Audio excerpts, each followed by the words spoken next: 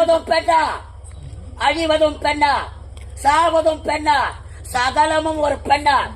ஒரு பெண் நினைத்தா வீணையும் மீட்டலாம், இதே விரலா விஷத்தையும் ஜகஜாலி அழினி வந்திருப்பவள் பக்தியிலே சிறந்த பௌத்திர மகாரிஷி என்று தெரியாமல் அவ மதித்திருக்கிறார்.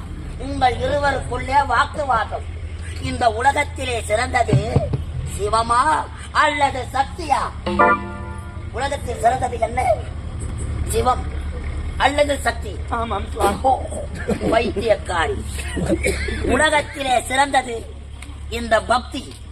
பக்தி இல்லாது உங்களுக்கு எதற்காக ஆலயம், எதற்காக அபிஷேகம், எதற்காக கும்பாபிஷேகம்?